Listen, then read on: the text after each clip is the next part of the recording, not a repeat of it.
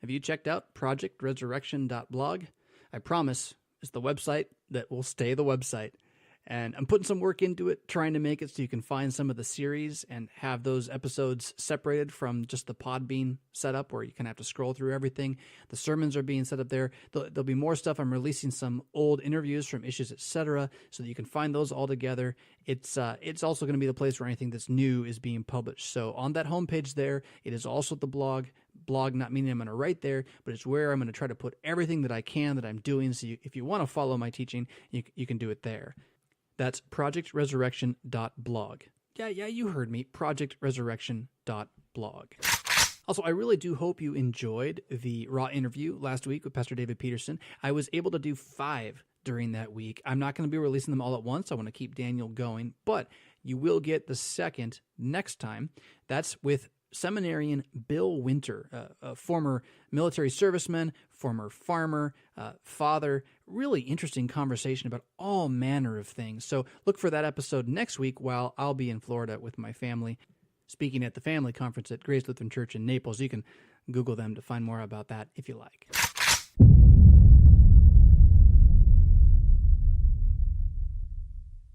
We haven't spent a lot of time on Shadrach, Meshach, and Abednego, mainly because they haven't really shown up much in the text.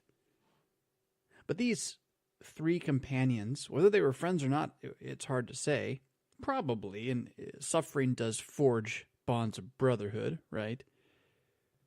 Whether these 3 guys were friends of Daniel, Hananiah, Mishael, and Azariah, they had to have definitely shared his perspective on things, right? So they too are young men living in Jerusalem during the reign of Jehoiakim, abandoned by their king as a tribute to a greater king when Jehoiakim, the king's attempts to rebel and join with Egypt, fail. And he needs some more time. So, well, off goes the gold and off go you guys. Yeah, say goodbye to mom and dad. They travel with these implements from the temple of God around the long stretch of that Fertile Crescent, into the Fertile Crescent, down into the pinnacle of civilization at that time, this great golden capital of Chaldea that we today call Babylon. And they were enrolled with this guy Daniel into the house of holy Hogwarts, right? The satrap land of learning to whisper and incant. And the Sorting Hat puts on new names for them, and their names are all connected to the gods of Babylon, even though their former name had been connected to the God of Israel. Now they're things like Slave of Nebo and Bel, Save the King. And then these names, we don't really know, what they mean. One of them's connected to Venus. One of them's connected to Marduk. Marduk rules. I'm kind of just making that up. But, Marduk is better than your god and submit to the wiles of Venus. Something like that. Something good, right? Like unto Bel, Save the King and Slave of Nebo. So they're given these names. They go through all the 3 years of training and trial in which they dance between first article truth without abandoning their second article, that is saving or revealed knowledge of God, faith. They witness the miracle of their food, making them better and stronger than everybody else, even though they're eating less. And this isn't just about vegetables. Remember, we've talked about this. You can believe it that way. They just had a better diet. But there's an intervention here. There's a fulfillment of Old Covenant promise here. They are trusting that when God says, I will bless you according to these words, when you keep my statutes, they keep the statutes, and they are blessed. And they graduate with honors. They've got enemies, no doubt, from the other people groups who have joined them in their class. They can't have been the favorites because they're standing apart. They're too good, right, for everything else. They're not willing to be part of this all gods or part of the same system.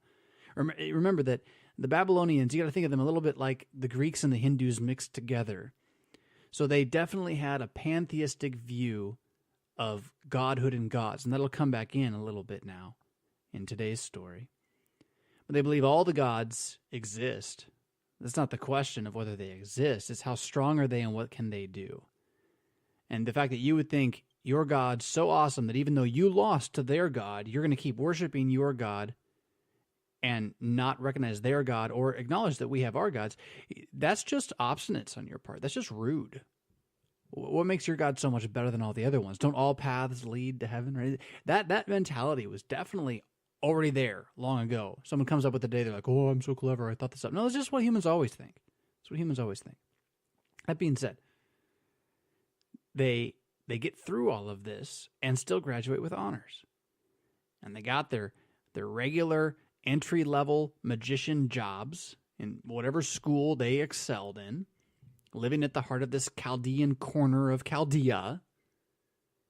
And then you have, days later, weeks later, months later, but in the course of a couple of days, they go from this unknown entry-level positions to being put in charge of massive segments of the entire country, all because their buddy Daniel, God is judging, all because he is willing to stand upon his faith, pray to the Lord for the answer to a terrifying vision in response to the threat to his life and their life simply for being there.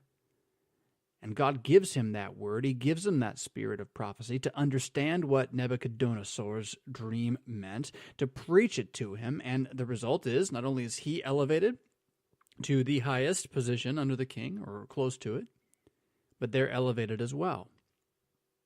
I mean, what a ride, right? It's quite a ride. Now, we don't know how long after they took on their new positions and jobs, what happens next happens. We don't know how much time it took for Nebuchadnezzar to decide that the dream which he had had of this glorious statue of which he was the golden head is one that is intended for him to demonstrate to all kingdoms that come after him, that no one would forget that he is the golden head by building this massive statue of plated gold, probably, standing it up in the middle of the plain of Dura, right down there in the heart of that land between the Tigris and the Euphrates, so that all who would follow would look on him and weep, right, for being unable to achieve what he had achieved. Very Ozymandias-like thing of him to do. So he does this. Now, this is his confession, by the way, that he does not believe in the one true God. And this is kind of the whole point. The first half of Daniel is really maybe better titled The Conversion of Nebuchadnezzar. The bringing of the head of the world power to faith in the God who is greater than all world powers, makes them rise and fall. And perhaps that is why he is golden, right? The difference between the gold, the silver, the bronze, and so forth in the statue that he sees, is it just that he has authority? I don't know. We talked about that last time. Go listen to that. But I think it has something to do with his Christianity.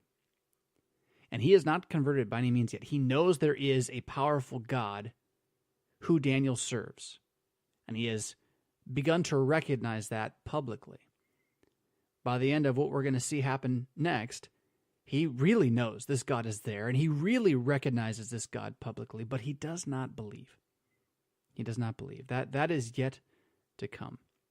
And he definitely shows us lack of believing by taking this vision that he's had about how everything after him is going to collapse and deciding it's about him and building this big statue, and then commanding at its inauguration that all of the administrators and the chiefs and the commanders and the civil guardians and the judges, basically anybody who's anybody in the entire kingdom, at least, we don't want to say like the provinces, right? But the actual kingdom as it sits there, those within reach of the plain of Dura. Along with, you got to imagine, this is not, it lists the names of these official positions, but this is like an inauguration, right? So yeah, the officials have to be there, but it's not as though this giant statue of gold is not going to draw a crowd. I mean, if you think that the inauguration of the President of the United States is a big deal, well, that's kind of how this would have been. Bigger than the State of the Union, that's for sure. Now, as I'm recording this, just this last weekend, there was the March for Life in Washington, D.C. Happens every year, trying to call to mind for the world, not that we're Christians, wise people. It's not just Christians, right? People who are aware of natural law. Not that we're against the value of womanhood, but that we're for all human life, and that a baby is a human life. That march had 600,000 people. In the same weekend, there is a vote in the socialist dictatorship. Well, I don't know what it is, of Venezuela, right? There's a vote, and the guy who's in theory just elected to be in charge lost. The opposition party won, but see, he doesn't want to leave, and there's all this hubbub about that, and you know, Trump says this, and Nancy Pelosi says that, and all this, but the video of the people in the streets coming out to reject the current guy and say, no, we want this next guy, is mind-boggling. I mean, you got a city with the streets just packed. You couldn't even, I wouldn't even know how to move through those streets. Well, so just take those images, or any image of a huge crowd. I guess if you want to get lame about it, you can do the dropping of the ball in New York City on New Year's Eve, right? And just so many people there. That's what's going on here. Everybody's there. And I don't know how much warning Shadrach, Meshach, and Abednego had. Like, you know, I can only imagine it. You're sitting there in your corner office, which you just got put into recently, and you're trying to figure out how to do this new job. You got a clay tablet in your hand, and it's, you know, finding the mistakes in the accounting. We need to do an audit. I can't believe who ran this place before I got here. This is we'll fix it. We'll fix it. And you'll knock, knock, knock. Messenger from the king. Everybody in the office building needs to vacate now down to the Plain of Dura. We got a special inauguration. If you don't come, we're going to kill you. So, and not just in any old way. Like, if you don't come and bow down, you're going to be killed by being thrown into the fiery furnace. So everybody come down now. You'll hear the music. You bow down. Good deal, right? Okay, we'll see you down there. You're like, well, I guess I'll sit down my cup of coffee and think about this for a second. Let me see here. Go commit pluralism. Go deny my God publicly, or get burned to death. And so, you know, you stand up and you follow the crowd because you're looking for your buddies now, right? And there's Meshach. Hey, Meshach. Yeah, what are we gonna do here? You know, this is a little rough. There's Abednego over there. Yeah, we can't do this, right? Like, we have to find a way out of this, right? And in the meantime, don't miss this either. Like, whether they're right there with them or whether they're up with the king in some way, they have these other enemies, and these enemies now can't only include the young Chaldean sorcerers who went through training with them and were not as wise or as good or as competent as them, but also includes those who used to be the bosses, right? So it's not like he didn't kill the bosses. Their lives got saved. Now they're just now under these guys. Those guys can't like you much at all, right? Nothing worse than being skipped over for a promotion. What kind of vengeance that'll bring. So as they're going, you got to wonder if they're not being watched pretty carefully already by their enemies. They have to have been. They have to have been. And you know that because of the way that the story unfolds. In the children's books versions of this, you kind of have this, you know, image of the king is sitting somewhere where he can see Hananiah, Mishael, and Azariah. He can see them. And so when the whole crowd bows down, they're right there in front of him. But that's not how this turns out. It has to be reported to him. And this brings up another question that there really is no answer to. So it's not like I'm really excited to share this question with you, but it's a fair question, and we just have to acknowledge it. Like, where on earth is Daniel? Where on earth is Daniel? Why is he not in this story at all? Right? Was he right by the king, so the king just didn't see him because he was standing behind him? Well, the king didn't see these other guys either. It's reported to them by their enemies. So if Daniel was there, it had to have been noticed. Now, there are basically two ways the scholars have looked at this, and one is full of tomfoolery, and the other one is fine, but I don't know. There's a third one, I suppose, too. So the tomfoolery one is that, well, Daniel just bowed down. I mean, because none of this is really real history anyway.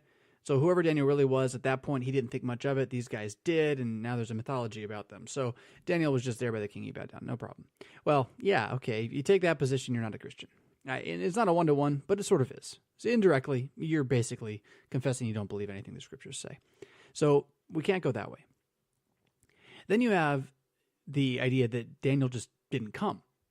So, in the hubbub of the crowds all going down there, Shadrach sets down his coffee, finds Mishael, they're kind of talking their way through it. Next thing you know, they're in the middle of the plane and the music's playing. And what do? Well, we're going to stand here. But Daniel somehow saw this coming and just never left his office and nobody knew, right? Okay. Unlikely. Because of the official nature of this with a police force, compelling it to happen, unlikely that he managed to avoid that, but it's possible. Another option, I think this is the one I like, but Kyle and Dalich do not like this option. They didn't give a real good reason. They just said it was impossible, is that he was away. So, he's made into a chief of the provinces, and he's over multiple provinces. He needs his buddies hey, okay, so I need some aides here, and I'm going to put them here, here, and here. They control this area. But, man, we got to go make some rounds and check this thing out and see what's going on. So he's, off on a business trip far enough away that he's not included in this thing. I think that's my favorite, although, again, there is no proof for any of this.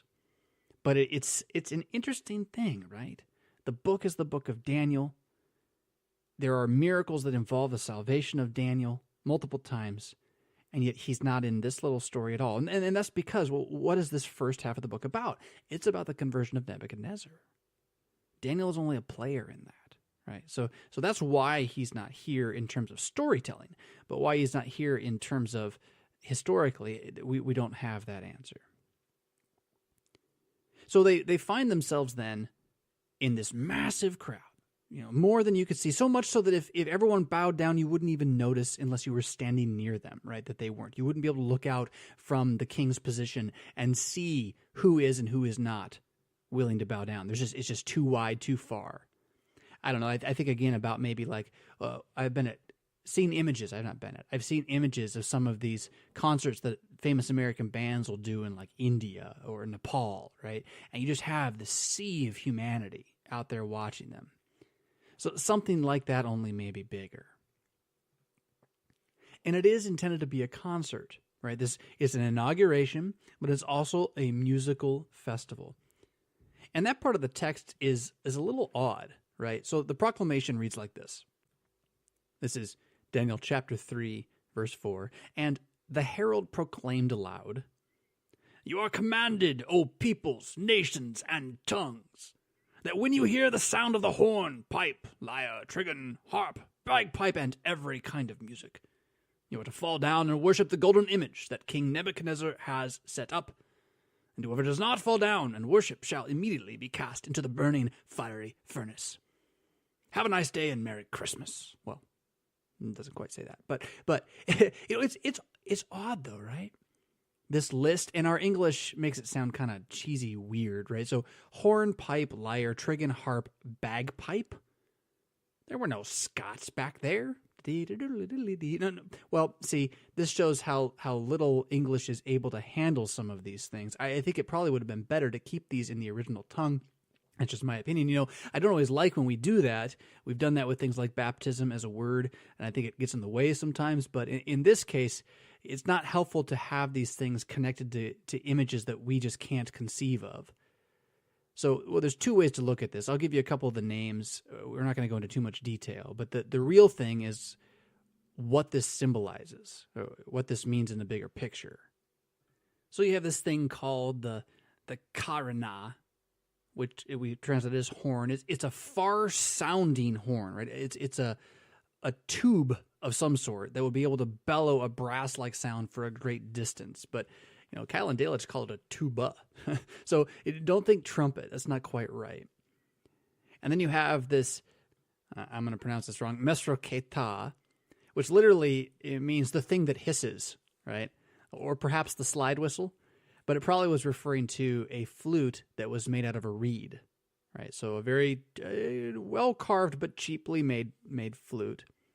Now, the Septuagint calls this thing the surigix, which is actually that flute that you know from watching Pan or the Fawns kind of play that little pipe flute made out of reeds, and they kind of dance around, right? So possibly that. You have the kitharis, which is translated as harp, but see, there's actually two types of harp. There's the kitharis, and then there is the cithara. And this all has to do with where the sounding board is with regards to the strings, right? Is it on top? Is it on bottom? You can find examples of both of these in ancient art.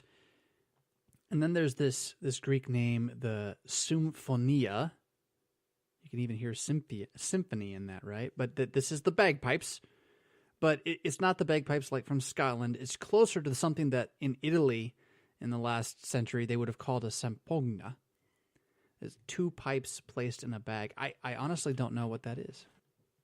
So I Googled it, and you can find something of it. You got to spell it right. Zampogne, or N-A at the end. And it does look a little bit like a Scottish bagpipe. There's also a drawing of one that just has a single pipe coming out of it. That's probably more likely the ancient one, right? So it didn't have multiple exit points. It had one exit point and one entry point, but you'd blow into the air into the bag and then squeeze the bag in order to make noise. All right, well, sure, fine. That's kind of interesting and all. You got the issue, though, here that the liberal scholars like to grab onto, which is that a number of these things are Greek. And so remember that the liberal wants to believe, this historical critic, the one who doesn't believe this is a real book from Daniel's time, wants to believe it was written during the intertestamental period when Antiochus Epiphanes IV was the tyrant of Judea. And they'll point to something like this and say, see, it's got Greek words, and that couldn't have been known in the Babylonian time because they were stupid and never went anywhere and never came into contact with Macedonians and Athens and all this stuff, which is kind of nonsense. It misses the immense trade atmosphere of the Mediterranean world during this time. So it would be very normal, in fact, for a king who is having a celebration to demonstrate the power of his kingdom over all other kingdoms and to thank his God for having been greater than all other gods, to take all those who he had conquered in any place, anywhere, and had brought all of their cultures to his city in order to teach them to be like him, but also absorb knowledge from them. It would be very normal for him to take instruments from all those regions of the world and pull them together into the greatest pluralistic showcase of musical fanfare regarding the greatest deity that ever was, who's made him the greatest king there ever was. Now, there's a couple of things going on here that we don't want to miss. Who's this greatest deity? This is not Yahweh, the Lord God. He's talking about Bel. I'm talking about Bel, his God at this point, right? He might acknowledge that the Israelite God is a real God, but he still conquered them. And that means his God's still bigger and better-er. Right? Yeah. I know Daniel said the guy controls time. That's great, but Bel's real too, at least in his mind. And so this whole thing is very much about an acknowledgement of his God, and yet at the same time, it is an acknowledgement of his own kingship. And this is what's going to be key to understanding why he acts the way he does. It's not like he's this malicious tyrant. I know we have trouble thinking of kings as being anything but, and I'm sure he had his moments. But it's not like he just wants to kill people. What he wants is for people to acknowledge that he is king. And this is a way that he's set it up, right? I mean, it's not unlike, we talked about, large crowds gathering. It's not unlike the Pledge of Allegiance. I mean, no offense, Colin Kaepernick, you can go ahead and be angry if you want. But like the idea behind the Pledge of Allegiance isn't to say that every American who ever was always did good at all times or that everything in our history is always perfect. It is to say that there is an idea at play behind our constituted government, which is for the good of mankind, in theory, right? Republic for freedom. And that we submit to that idea, that we seek equality with all people. This is the crazy thing. I'm really on a tangent here, but the crazy thing about refusing to kneel for the Pledge of Allegiance in the name of equality is that the whole point of the Pledge of Allegiance is that we're devoted to equality even though we've made mistakes in the past.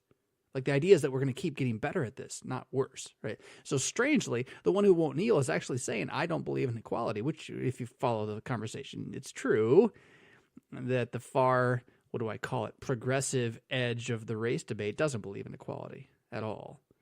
They're actually more racist than anybody else, but that's a whole nother thing. Just see then here, in Nebuchadnezzar's mind, this is like the Pledge of Allegiance. And yeah, one nation under God, which God? For us, well, we don't really say which God, and so it's a little more okay. For him, it was like under the particular god who is the chief at this point of all the gods, and this idea of the gods, we'll come back to that. This isn't that big a deal for him. It's just normal, run-of-the-mill way that the ancient world handled gods.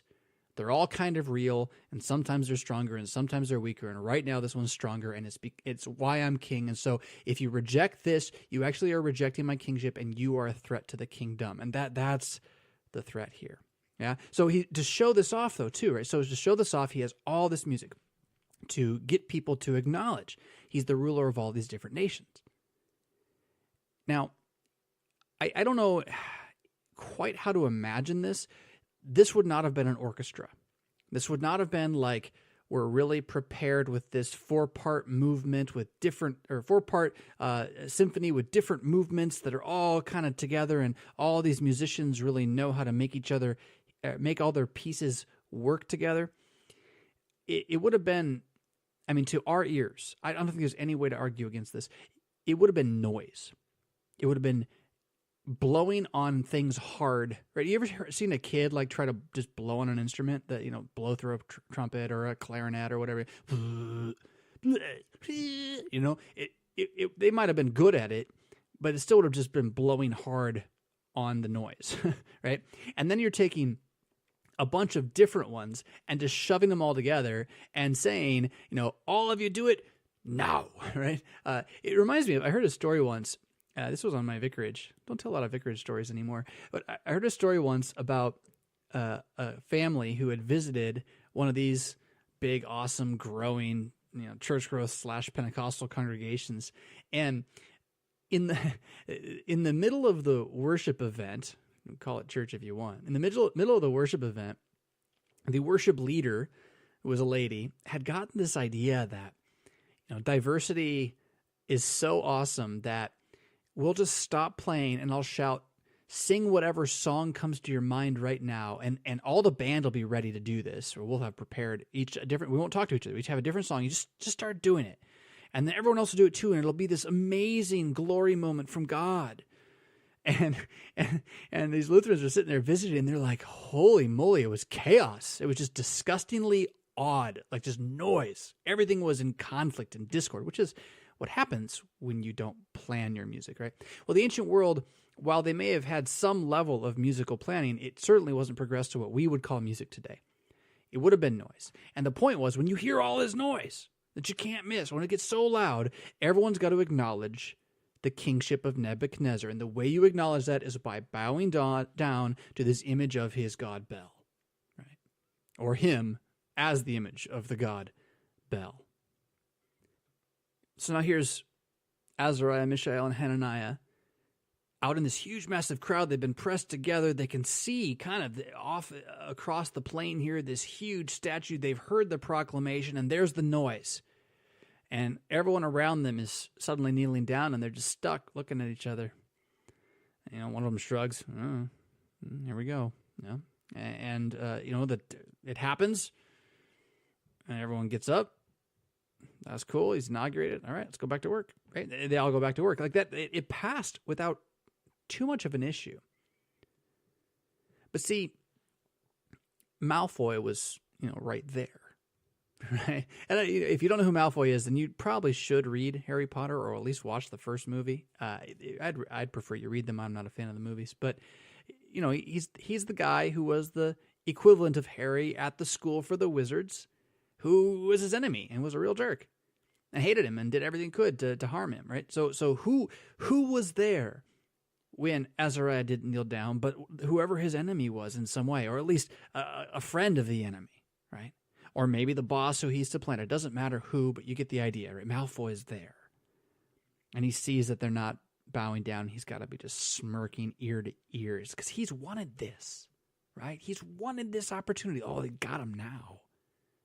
Look at these arrogant punks with their one true God talk. What's that all about? They're going to get it now.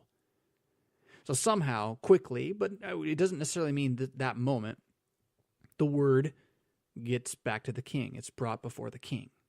Now, when I say it's not that moment, I mean, I'm saying that because this was this huge inauguration event, right? It's not like they could have run directly up to the king at that moment. They would have been shot.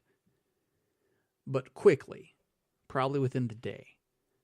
And the king's sitting there sipping his 15-year scotch. I don't know what they make or drank back then. It was coffee. I don't know.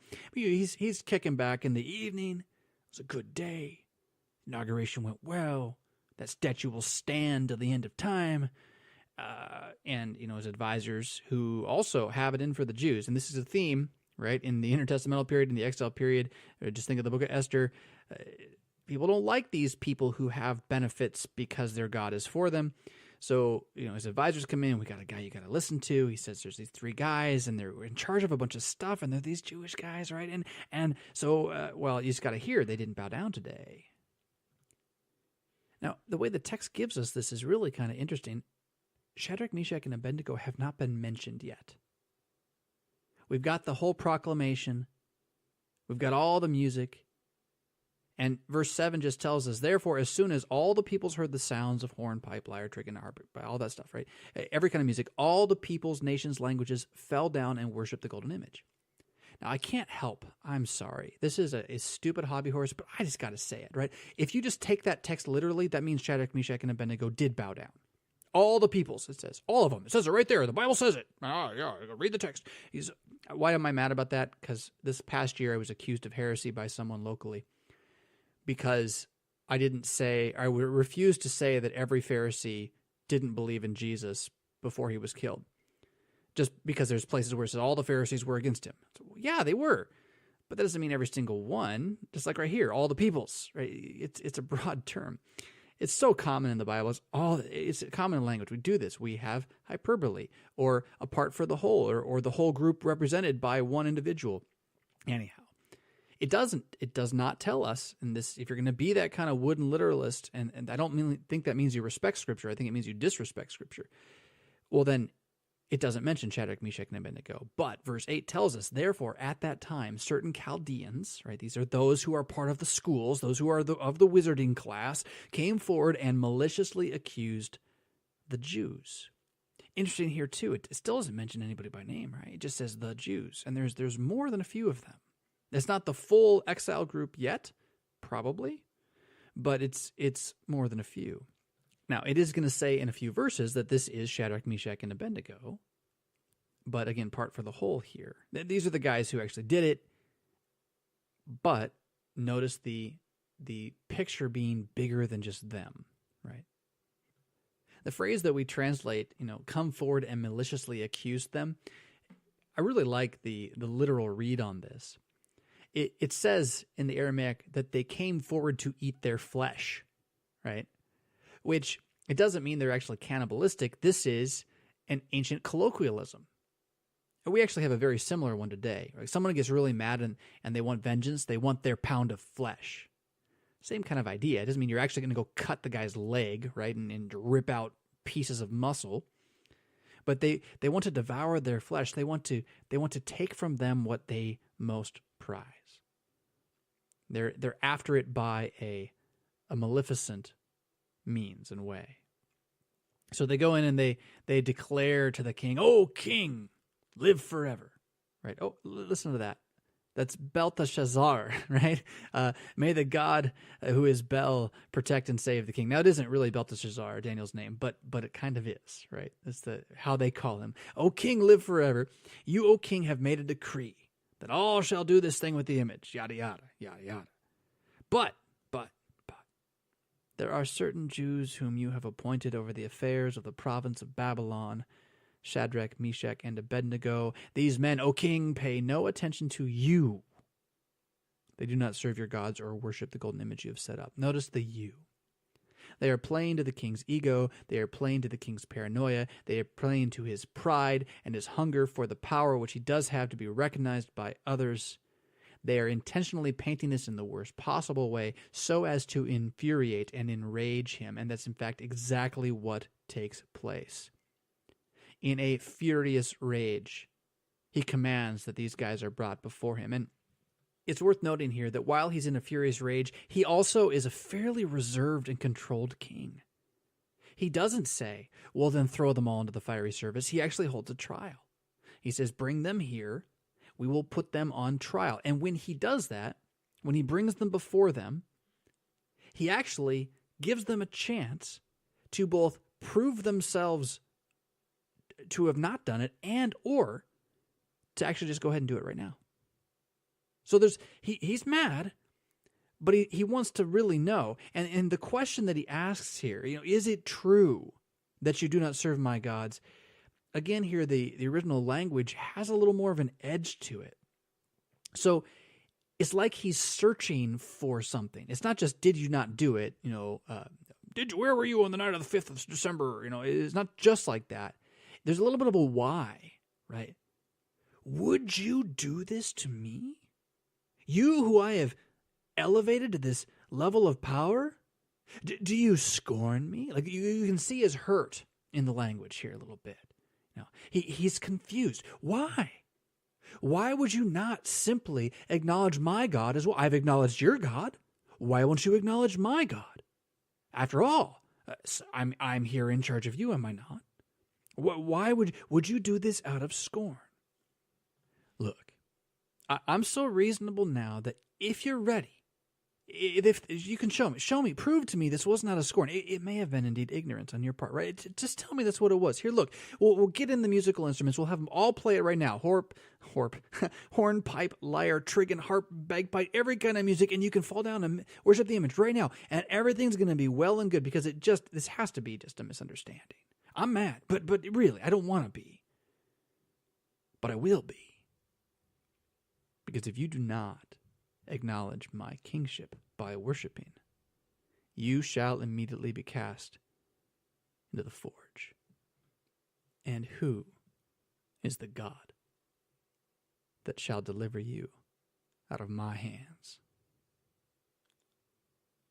And there's a lot there in that. The forge, normally, what do we call it? The fiery furnace. Sounds kind of cheesy. It isn't hot in the furnace, man. I think that's how it went. Had to sing that in grade school. We mock it almost, right? We make fun of it. So trying to envision this furnace, this forge, it's no easy task, honestly. We'll come back to that. There's a better place to do that. But I want to just kind of put it out there right now that I cannot conceive of a realistic way to picture this, no matter what I do. I mean, I can conceive of a really boring way that is just boring and is a big pillar, a big fiery thing. But it should sound better than fiery furnace. Fiery furnace sounds like a clay oven. Some sort of weird, or it used to make me think of, I remember in my house in Portland growing up as a kid and having heard this story, the furnace was like this big old contraption down there, right? Made of metal, but no human could fit inside of that, and you certainly wouldn't throw people in from the top. So what is this furnace? Let's come back to that. Whatever it is, it's a threat.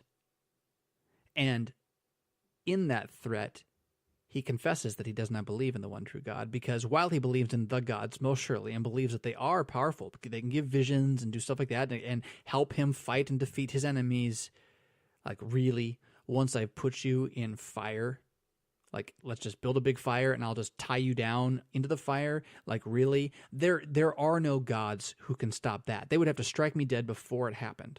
And we all know that that's not going to happen because I've got this vision that I'm going to be the greatest king there ever was. So, right, what are you going to do about it, guys? There is no God that can do this kind of thing. Gods don't do this. They don't save you from this kind of thing. Now, he is not blaspheming Yahweh at this point. He doesn't know Yahweh. He doesn't know who the true God is. That's the point. He is ignorant.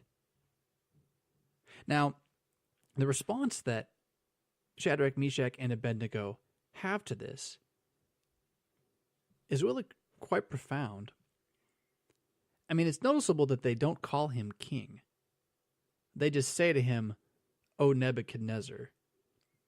This isn't necessarily an insult, but it is sort of a well, yeah, not quite kind of thing, right? O Nebuchadnezzar, we know who you are. We have no intention of questioning who you are.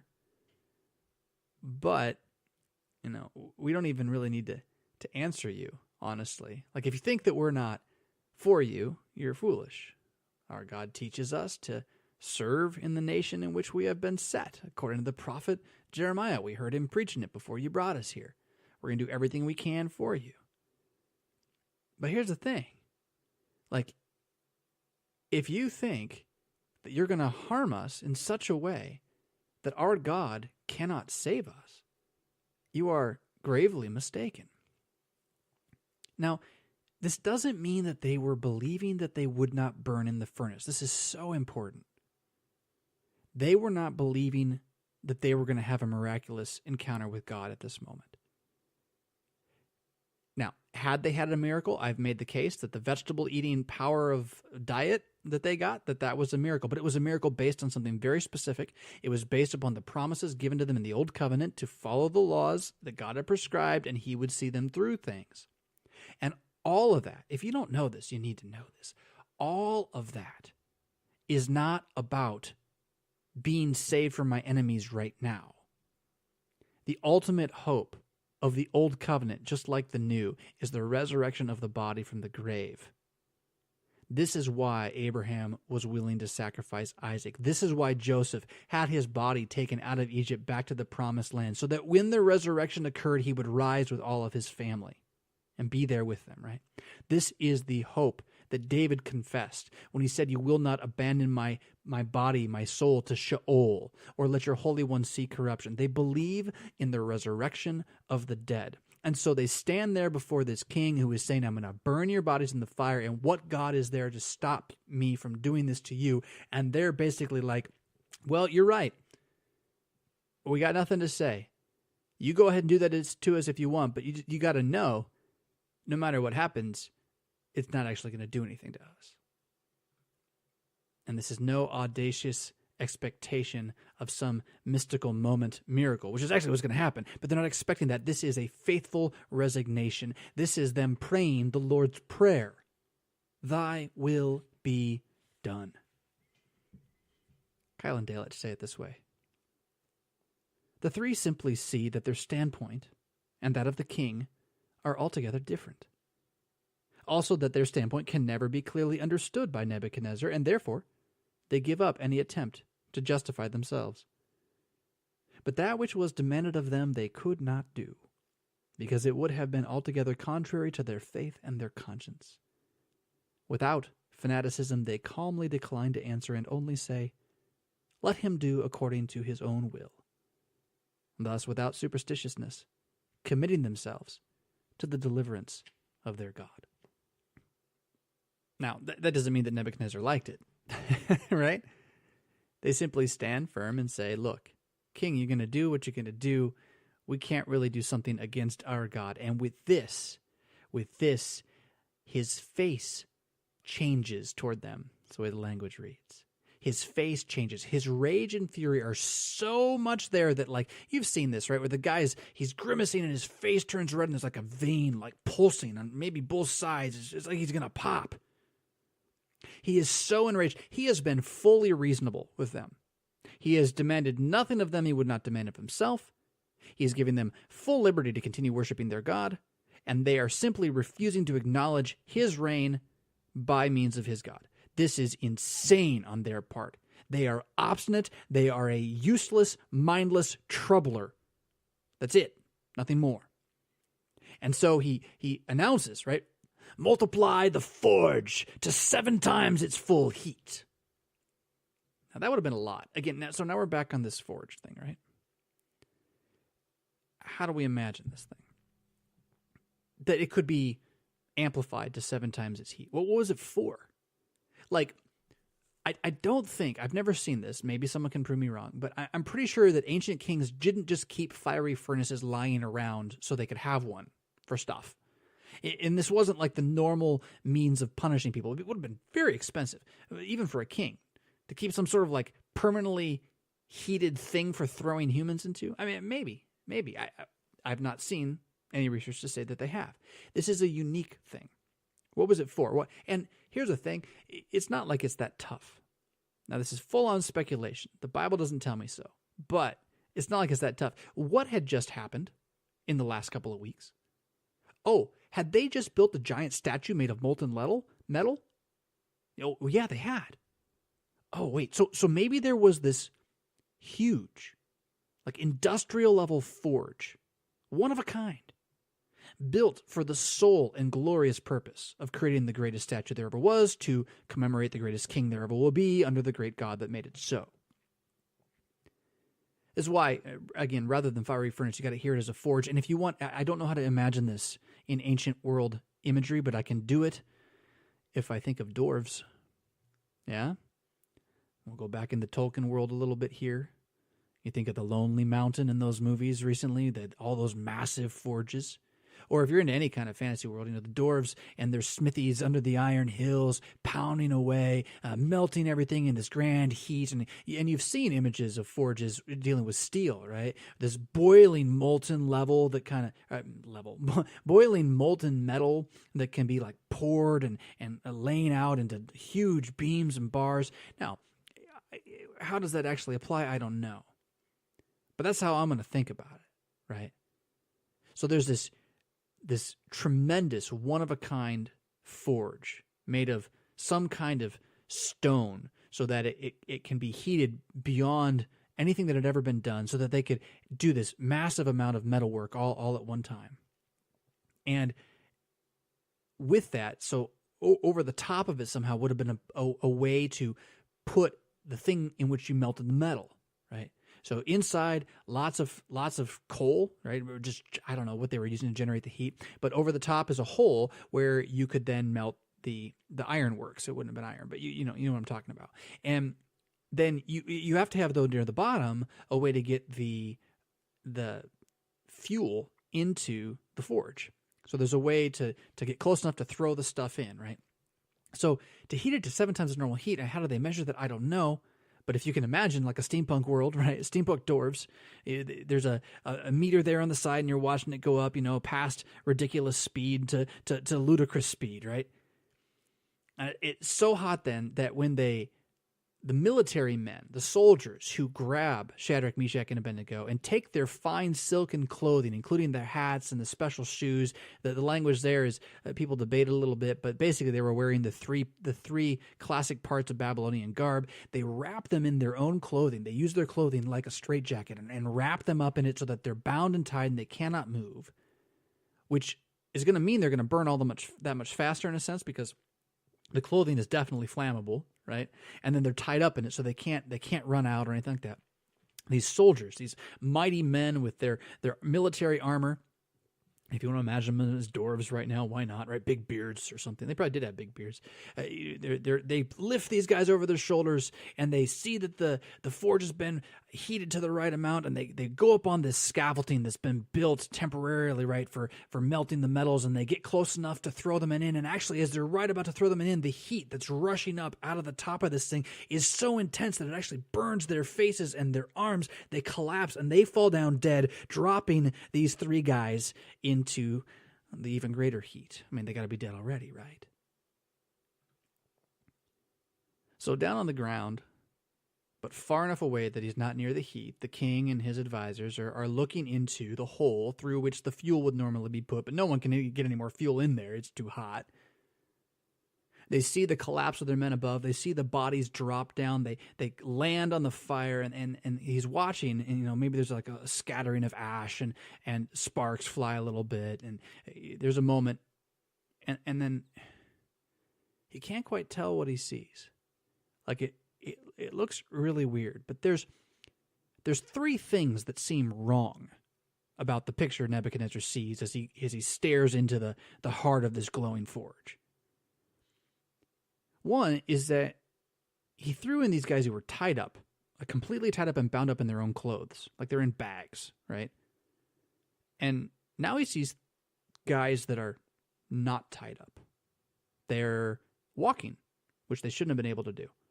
They're walking around, gesturing with their hands, seems to be maybe even having a conversation, which brings us to the second thing. They're not hurt.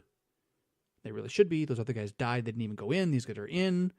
They're now free, and they're not dead. That's weird. And wait, didn't we throw in 3? Why are there 4? And why is this 4th one glowing? Right? Now, I don't know if he was glowing, but what he says is, didn't we throw in 3? Why do I see 4? And the 4th is like one born of the race of the gods themselves. Right? What does that mean? I don't know. I imagine this molten being, right? That he is actually, the forge is darker than he is. He's brighter than that, and he carries with it the heat, but he's the same size as the other guys, and he's sitting there walking with them, and they definitely are just having a conversation unbound in the midst of the burning, raging heat. Now, this shocks the king so much that he stands up. Now, this is the counterpoint to his face changing. Right before, his face got all crazy with rage, and the vein in his temple was going to pop. Well, now he stands up, and he's got a different image on his face now. Where his eyes are wide, his mouth is dropped, he's taking in a breath. His face is going white with shock and fear. He cannot believe his own eyes, so that he actually, he literally does think he's going insane, which will happen to him, by the way. He literally does think he's going insane. He's like, wait, guys, they were bound, right? Right? They're bound? Yeah. Okay. So they're bound. They look like they're not hurt, right? Like this. Where's this 4th one come from? And everyone affirms, yep, you're right. You're right. This is pretty weird. And he then does something a little bit ludicrous itself. Like this is the fire that's killing people, and he runs up toward it. He gets close enough that he can call in. Now, had the heat decreased by this point, how far away was he? You can imagine he's putting his hands up to kind of shield his face from the heat coming off this thing, even though he's 50 feet away from it still, or 40 feet away from it. But he calls out, and a couple of things here with the calling out. He calls out to 3, not 4. He does not say, hey, you of the race of the gods with your molten glowing skin, come out here. He doesn't say that. You stay in there. You're good. I don't need you. Right? He calls out just to the 3, Shadrach, Meshach, and Abednego. And I can't help. It's not right. This is not like a one-to-one typology, but I can't help but think of that day when Jesus stood outside the tomb of Lazarus and called out, hey, come out here. And immediately Lazarus comes out. They're in their own grave, and the king is calling to them, come out here. And these 3 persons, they come out. And I want to jump straight to the stunning nature of their exodus here, but let's not skip too fast past this 4th person. Well, who is this guy? Yeah, the text never tells us. Later, the king will call him an angel of the gods, which doesn't mean angel of the Lord, but we should probably see the connection there so far as the Hebrew mind is concerned, that this is the angel of the Lord. But the king doesn't know that. Maybe he's not. Maybe he's just Michael. Maybe he's just a servant of the Lord. But really, I don't know how you can not think this is Jesus, right? I'm not saying Jesus of human flesh, born of Mary. I guess he could, through a time hole, go back from his ascension to do this directly. Why not? Sure. But however you want to look at that, this is the eternal Son of God, the God who is the face of God to us. Right? The Father no one has seen, but the Son is always making the Father known, and here he is, doing what they were convinced he would do, just in a different way. They were convinced that if they die, they're going to be resurrected from the dead, and he's like, yep, going to do it right now. Right now, I'm going to stand here with my molten lava skin, and I'm going to give you the most marvelous thing. You're going to not exist in reality as you know it for just a little while. You're just going to stand here, and I will shield you with the presence of my glory. My glory and my heat and my light will be so great that this 7 times magnified furnace actually doesn't exist so far as your skin and your clothing is concerned. So that when they come out, and this is, again, this is the Forge of Impossibility. When they come out, not only is their clothing not even singed, not only is their skin not burned at all, their hair is just like it was, maybe a little muffled up from being tasseled with the hat and everything being pulled over their heads, but they don't even smell. I like me a good, backdoor fire, right? Like a fire pit, get a little whiskey, get a cigar, do some barbecue. I like a good barbecue. Barbecue and fire pit go together. But what I don't really like so much is how my clothing tends to smell afterwards. Like if I'm going to barbecue with charcoal, at least, then, I'm not going to wear that t-shirt out later that night. I'm going to change clothes because it stinks. You just can't avoid it. Just by being close, I'm not even like in the fire, right? I'm just in the proximity. You've had this happen. Well, these guys, they were in the fire. And they don't smell at all. You can't, there's not a whiff on them. So Nebuchadnezzar is standing there, like covering his face because it's too hot. They're just walking out. They maybe walk away with him. Hey, it's okay, King. Let's get over here where you can look at us, right? And he's like, they don't even smell. What is this? And he just begins to praise in a limited way. Blessed be the God of Shadrach, Meshach, and Abednego, who has sent his angel.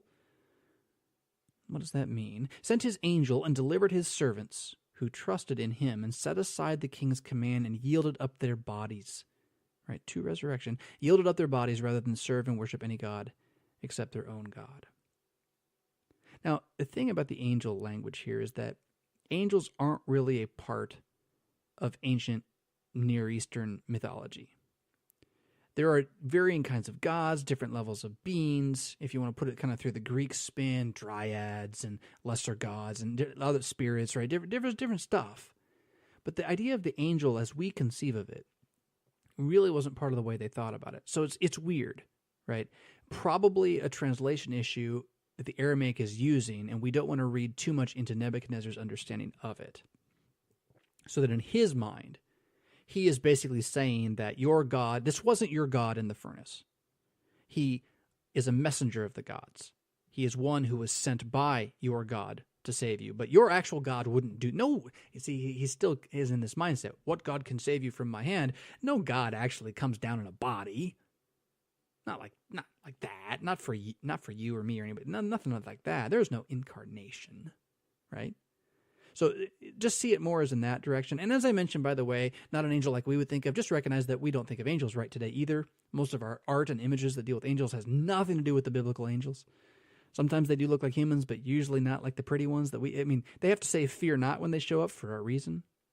Isaiah, we've done this here on the show, right? Isaiah and Ezekiel, the cherubim with their glowing fire faces and animal faces, right? They're scary.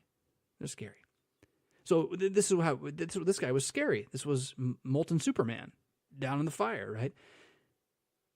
Your God is blessed for having sent this angel to you because you disobeyed me. And this is a pretty marvelous moment here. Because remember his pride. He still thinks pretty highly of himself, but he recognizes at this point that their God is greater than he is. Now, this is not his conversion.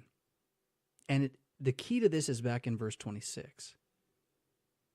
When he says, Shadrach, Meshach, and Abednego, servants of the Most High God, come out here. I think there might be a inclination for an American Protestant to think Most High God is a way of confessing the true God, but it's not. He didn't say servants of the true God, which is the language Daniel used, right? I worship the true God. He just says Most High God, and that means there's more. He still believes in the pantheon. He still believes in the pluralistic, everyone should kind of recognize the gods that everyone else has, but I will admit now that I was wrong in thinking your God's not on the top. So your God, the Most High God, Bel, my God, number 2. They're buddies, probably, right? Something like that. Kyle and Dalish say it this way. The marvelous deliverance of the 3 from the flames of the furnace produced such an impression upon Nebuchadnezzar that he changed his earlier and humbler judgment in verse 15. What God is there like this that can rescue you? He changed his earlier and humbler judgment regarding the God of the Jews and spoke now in praise of the might of this God. He not only openly announced that this God had saved, verse 28, but also, by an edict issued to all the peoples of his kingdom, he forbade on pain of death the doing of any dishonor to the God of the Jews. Nebuchadnezzar, however, did not turn to the true God. He neither acknowledged Jehovah as the only or the alone true God, nor did he command him to be worshipped. He only declared him to be a God who is able to save his servants as no other God could, and merely forbade the despising and reviling of this God. There ends the quote. But there is this kind of, Esther-leaning moment here in this. Remember how the accusation was brought against the Jews earlier, even though it was just these three guys? The result of this is a proclamation. Verse 29, I make a decree. Any people, nation, or language that speaks anything against the God of Shadrach, Meshach, and Abednego shall be torn limb from limb. They were nice back then. Torn limb from limb, and their houses laid in ruins, for there is no other God who is able to rescue in this way. Now, while that is kind of a rough, ancient world kind of justice, notice this. Up to this point, it was possible for these foreign Hebrews, these Jews, to be having charges brought against them because of their God, because of their holding to the truth of their God. And now the king has made a decree in the opposite direction. They're allowed to believe in their God. They're finally given really the freedom to worship as God dictates to them.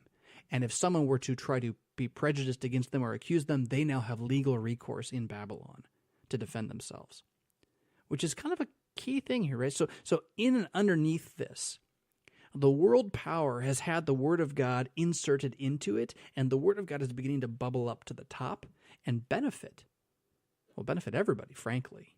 Even though that's not what it's for, it's not here for temporal benefits, but that's what's beginning to happen. Finally, what we don't want to miss is how this fits in the bigger picture of the narrative of Daniel, which is not merely the conversion of Nebuchadnezzar, that's sort of the front end, but it is also the story of the powers of the world being demonstrated to be incompetent when compared to the power of the one true God to enact over history a salvation for the people whom he chooses for himself. Kyle and Delitzsch say it like this. If we attentively consider the import of this narrative in the bearing on the history of the kingdom of God, we learn how the true worshippers of the Lord under the dominion of the world power could and would come into difficulties, imperiling life, between the demands of the lords of this world and the duties they owe God. But we also learn that if in these circumstances they remain faithful to their God, they will in a wonderful manner be protected by him. He will reveal his omnipotence so gloriously that even the heathen world rulers will be constrained to recognize their God and give glory to him alone. Now, this should not teach us to become fanatics who believe that in every possible danger to our temporal well-being, God is going to enact by sending his angel in molten form to remove us from the furnaces of our life. But it is to confess, thy will be done, O God. Whatever you do to me now, whatever king or country rises up to threaten me with whatever punishment, be it to be cast into molten fire, be it to be torn limb from limb and scattered to the winds, lined up and shot, throat slit, sawn in two, though they take our life, goods, fame, child, wife, though these all be gone, the battle still is won, because the omnipotence of God doing the impossible, being greater than the Forge of Impossibility, this is demonstrated once and for all, not in Shadrach, Meshach, and Abednego coming out of the fiery furnace, but in Jesus of Nazareth, head held high, not smelling like death, walking out of his own tomb. So that on that great day of his return, when the archangel will blow the trumpet, a music that will not merely be noise, but the finest sound that's ever been heard in all the history of the world, that on that day, you're going to walk out without a hair on your head harmed, too.